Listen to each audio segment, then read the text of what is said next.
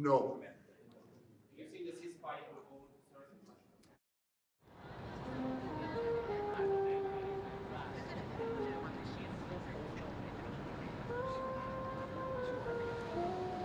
My great honor and pleasure to invite the best winter sport athletes of the world to come together in Italy to celebrate the Olympic Winter Games Milano-Cortina 2026. We all, at the same time, will be able to experience the Italian hospitality, Italian culture, and way of life. The anticipation can only grow, and I think it will be fantastic games. Do the IOC believe that everything's going to be ready on time? Do the organisers have your confidence? Yes. As demonstrations against President Donald Trump and his special government employee Elon Musk sweep the country, a judge on Thursday temporarily blocked the administration's proposed buyout for federal workers until at least Monday. That's after labor unions sued to stop it. Now there's a Monday hearing on the issue.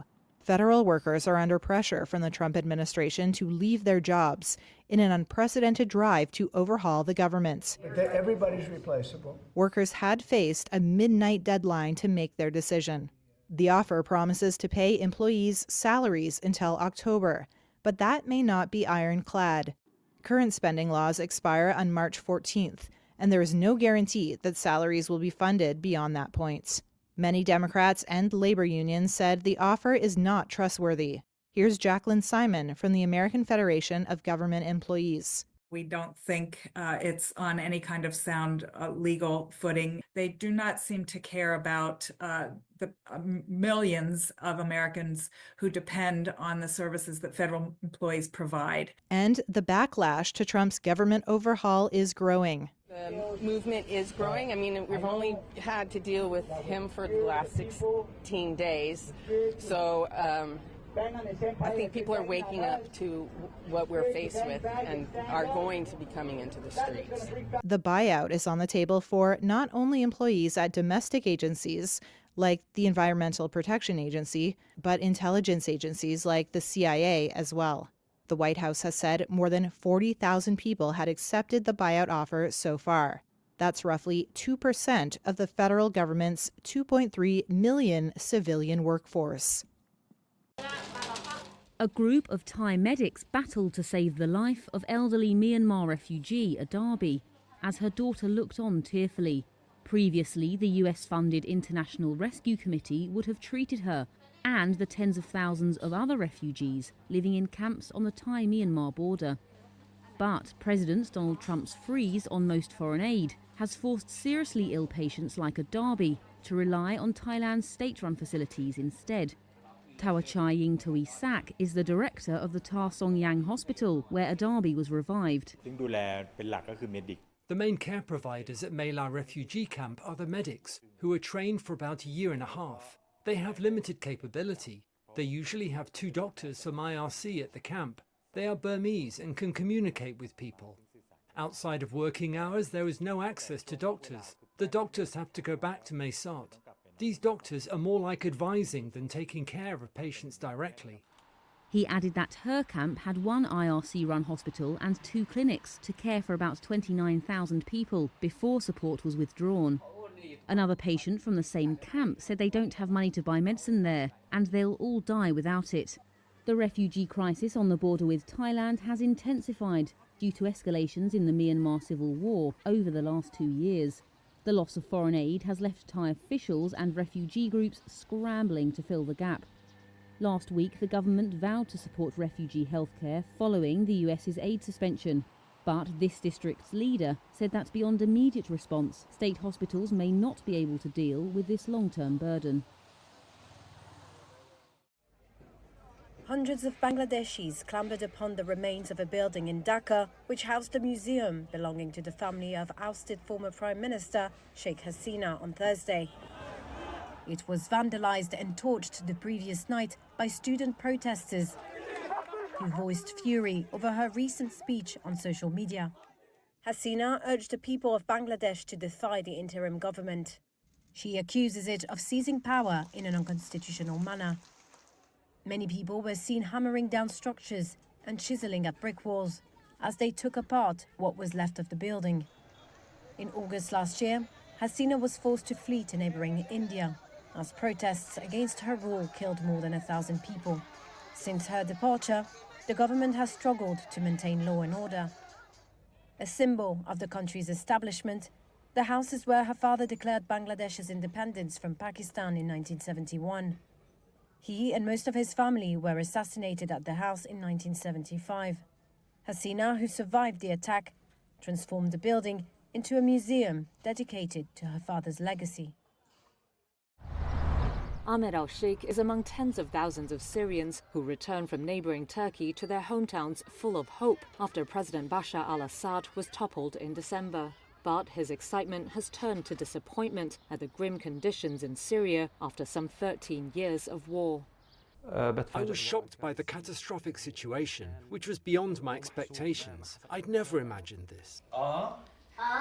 After fleeing Assad's forces in Aleppo 8 years ago, Sheikh built a stable life for his wife and 4 children in Turkey. But like some 35,000 others, Sheikh gave up his right to return to Turkey as he volunteered to go home to Syria in the first 3 weeks after Assad's fall. Now back in the war-torn Syrian city, the 35-year-old says the family faces frequent water and power cuts with almost non-existent internet connection. My advice to my friends is to think carefully before returning to the country. The country needs complete rehabilitation, and nothing is as it was when you left. Syria's transitional president Ahmed al-Shara visited Ankara on Tuesday, discussing an expected rapid expansion of economic ties. Migrant returns are a key element of Syria's burgeoning relations with Turkey, which is a NATO member with growing economic and diplomatic influence. The presence of nearly 3 million Syrians in Turkey has become a sensitive political issue. Many have faced bouts of anti-migrant sentiment. Kadri Gungura, social welfare director of the Refugees Association in Turkey, said right after Assad was toppled, most Syrian refugees were excited to go home. They spoke of it with joy, he said, but that sentiment declined gradually, with a lack of education and health services also posing a problem. To tackle the difficult situation, Turkey rolled out a scheme at the end of last year to help Syrians better plan their return home. It allows the heads of Syrian migrant families to visit Syria 3 times in the first half of this year, according to an Interior Ministry document. For Sheikh, he's missed out on this option. He had saved up some money in Turkey with plans to repair his Syria home that had been bombed. But that's been put on hold now as he tries to start a business doing mobile phone repairs. I don't know if the project will succeed here in the country, he says. If it fails, I will have lost everything I earned during my time in Turkey. Last month was the world's warmest January on record, continuing a streak of extreme global temperatures. The global average temperature in January was 1.75 degrees Celsius higher than in pre-industrial times. This is despite the world shifting from the El Nino warming pattern and turning towards its cooler La Nina counterpart, which cools equatorial Pacific waters and can curb global temperatures. Samantha Burgess, strategic lead at the European Centre for Medium-Range Weather Forecasts, said the record temperatures outside El Nino's influence were, quote, a little surprising. The temperatures are still at record high for most ocean basins. Also, when we look at air temperatures across the globe, we've seen really large anomalies, particularly over the Arctic region, where those anomalies have been 20 degrees above average. So that's a huge anomaly. El Nino peaked more than a year ago. The European agency, which runs EU's Copernicus Climate Change Service, assesses that La Nina has not yet fully developed and that the world is currently in neutral conditions between the 2 phases. Even if La Nina does fully emerge, its cooling effect may not be enough to temporarily curb global temperatures. This is affected by factors such as extreme heat seen in other ocean basins and the main driver of climate change, emissions of heat-trapping greenhouse gases. Globally, average sea surface temperatures in January were the second highest on record for the month. Scientists at Berkeley Earth and the UK Met Office said they expect 2025 to be the third warmest year on record.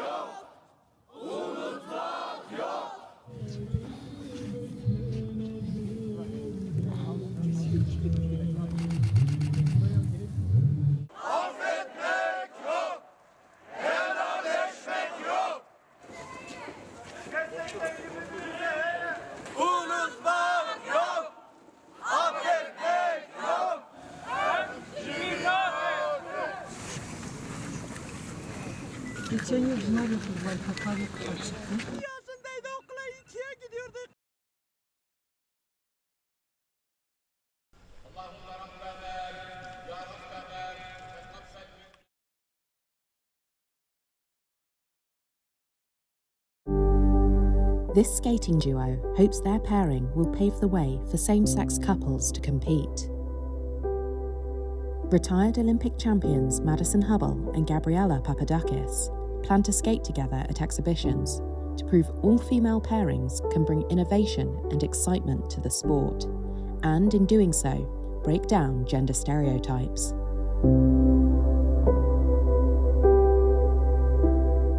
American skater Madison Hubbell won the team event at the Beijing Winter Olympics in 2022 after the Russian team was stripped of its title in the wake of the Kamila Valieva doping scandal.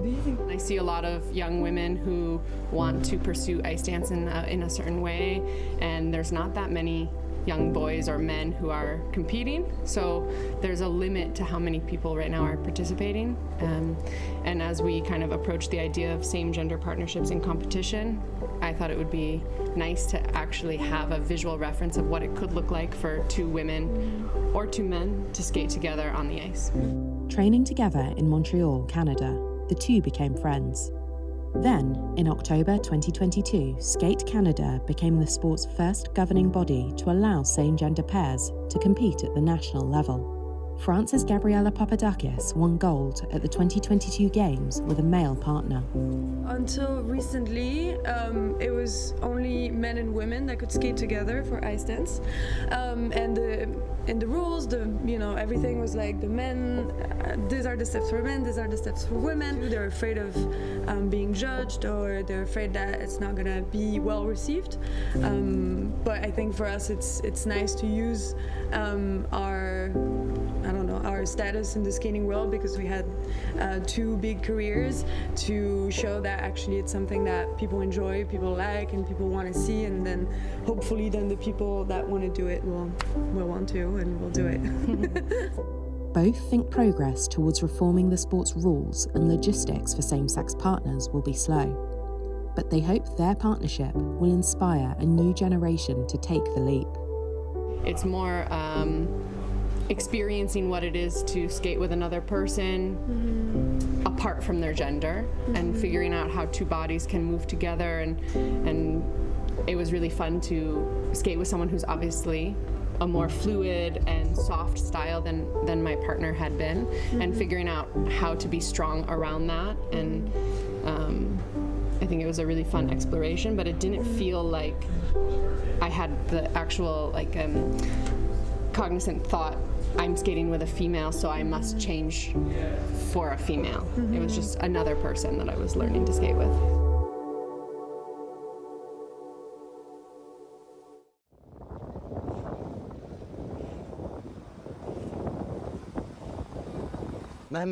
No matter what the defense minister says about the displacement of the people of the Gaza Strip, this is not possible. This is our country, our land. We will hang on to it until the last moment. We have been waiting for a year and a half, just like a baby waits for food and water. We have waited for a ceasefire to start to come back to our homes. Despite that, we don't have houses or homes anymore. So we got displaced to the rubble, and we built tents and stayed. Despite the tragedy, we are living. Despite the rain and the very bad weather, people are staying under no roof, which means that people are hanging on to their country, their land. People are hanging on to even 1 grain of sand of their country. The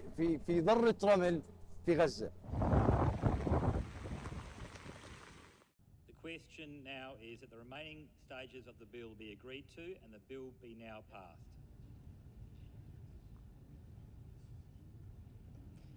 Well, the circumstances that we are confronting in our community are so extreme that it requires changes to the law. In fact, I don't believe the laws as they're currently constituted adequately confront this danger, this hate speech danger in our community. Now, we reflected on the Law Reform Commission's recommendations to government. We didn't immediately reject it. We looked at other jurisdictions and what they were doing in relation to changes to hate speech laws.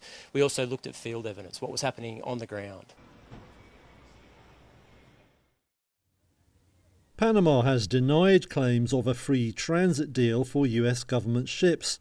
The US State Department had made the claim in a social media post, saying it would save millions of dollars per year. But the Panama Canal Authority later responded with a statement to say it had not made any change to fees, though it said it was open to dialogue over what would happen to charges in the event of wartime. Now the denial is likely to ratchet up tensions, with the waterway a key concern for Donald Trump's new administration.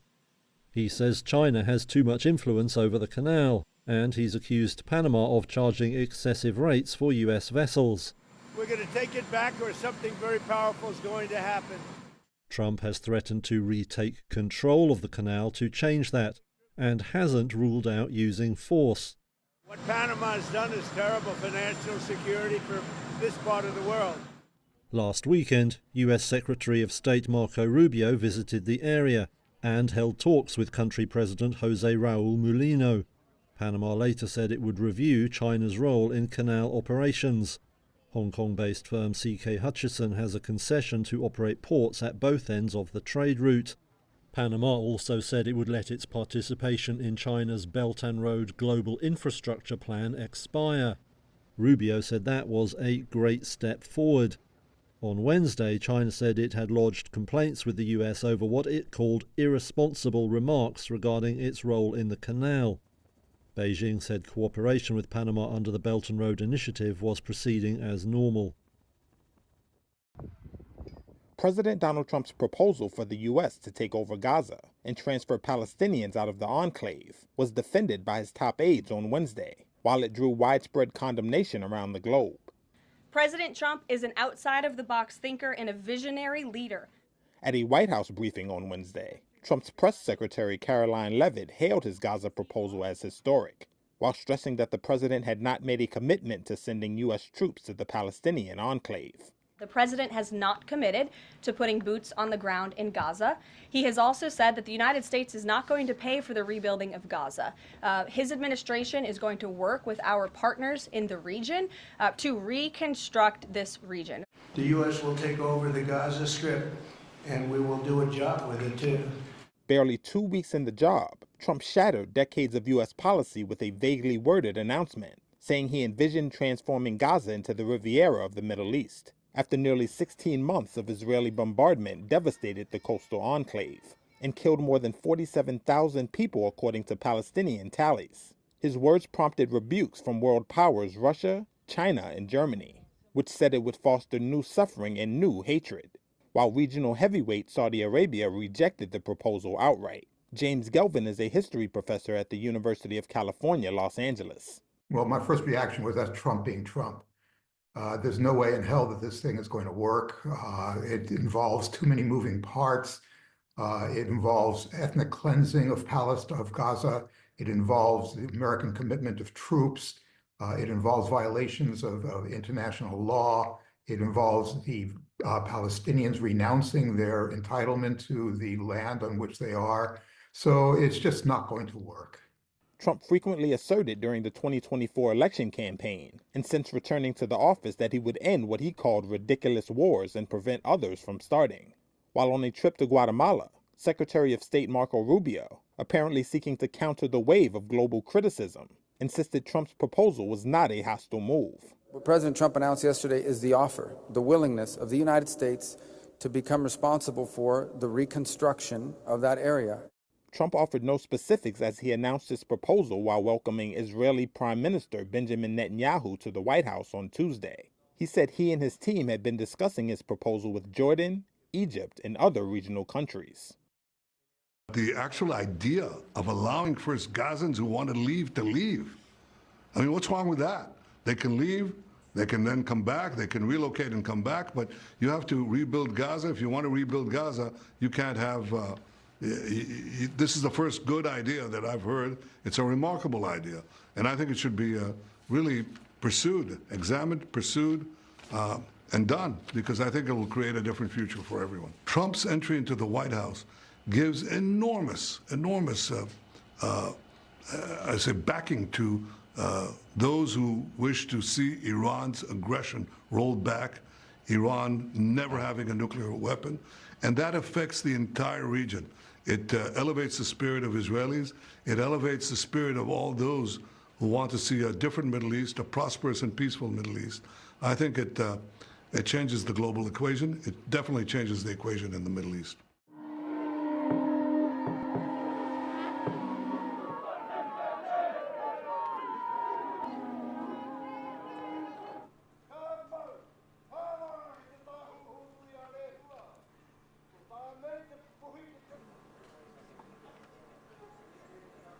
Hope and love, but most especially... Waitangi Day is an important day for us as a nation.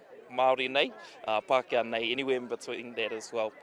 This feels like a special place to be, and so it always feels like a real privilege to be here to celebrate, but also to think about the things that we haven't quite hit yet.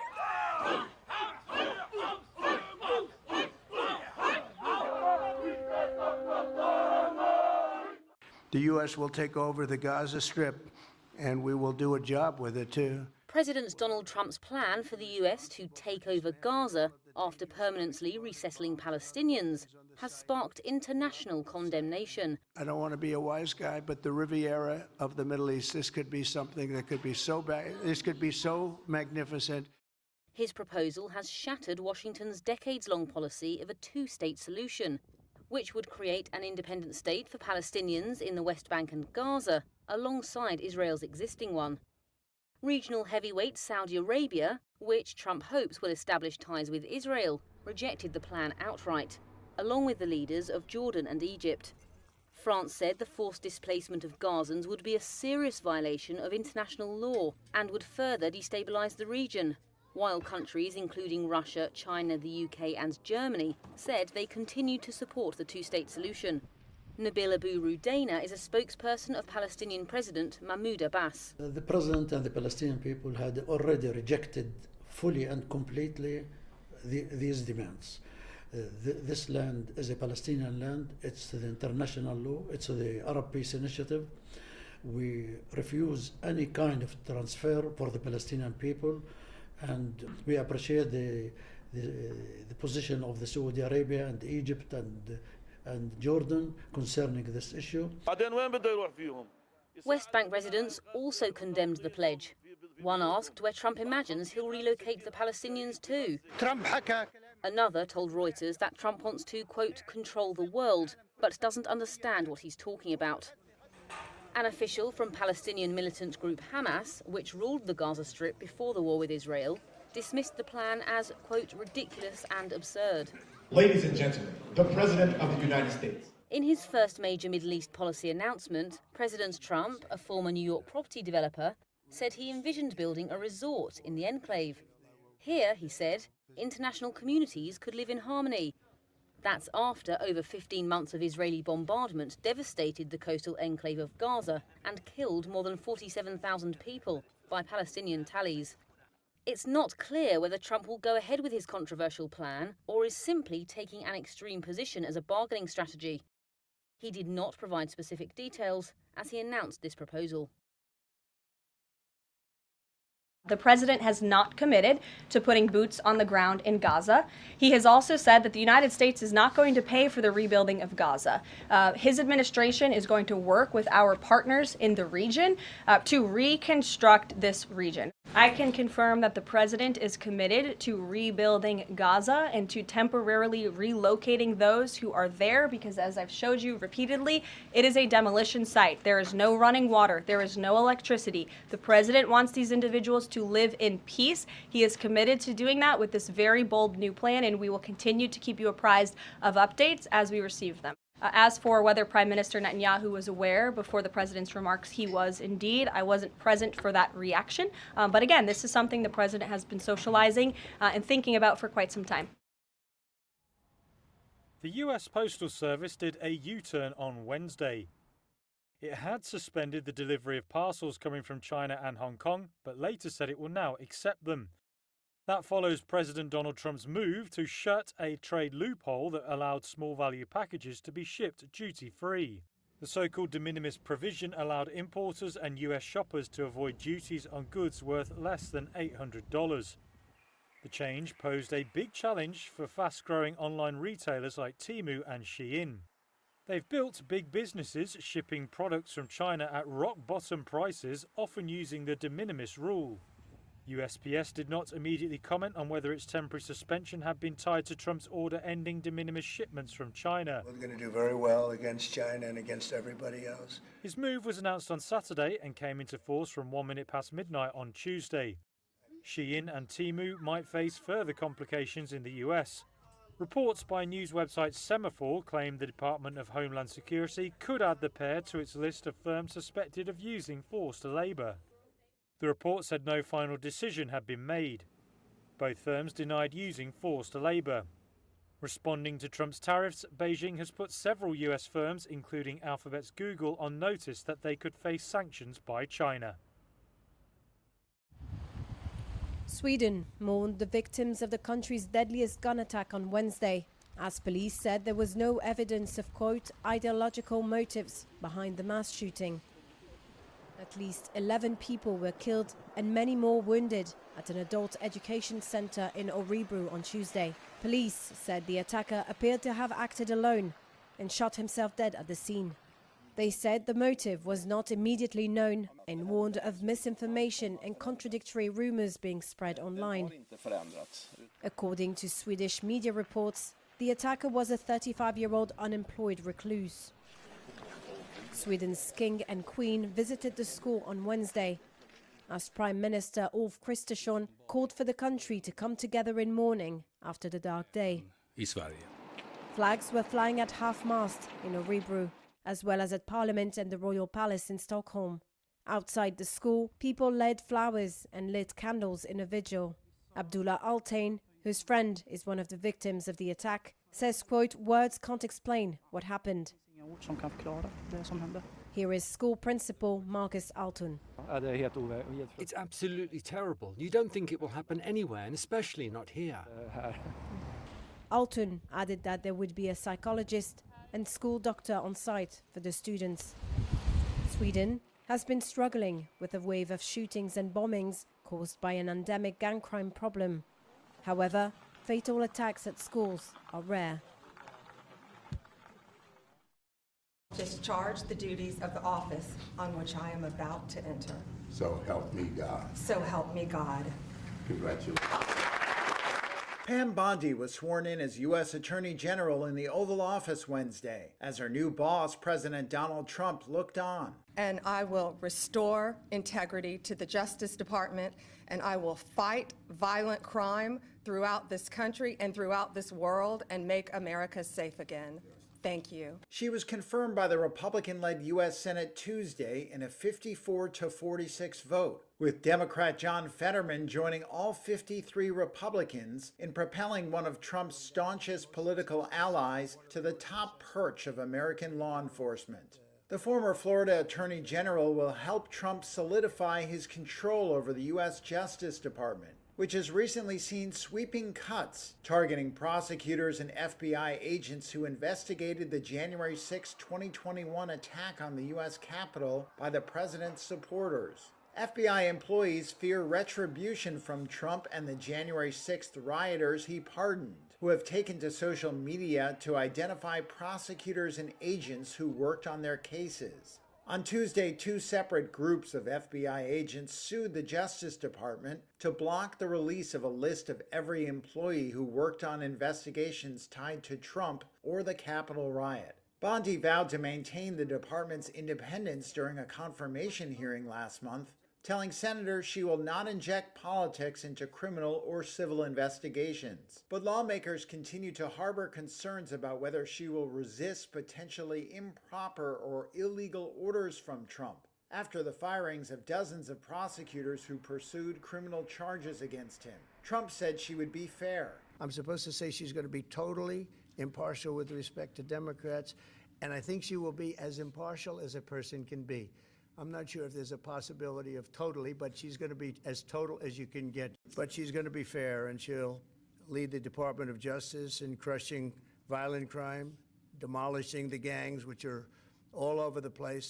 Bondi, who spent decades as a prosecutor, represented Trump during his first impeachment trial. She has also echoed some of his false claims about voter fraud in the 2020 presidential election. Bondi holds a stake in Trump's media company, the Trump Media and Technology Group. According to financial disclosures she filed with the Office of Government Ethics.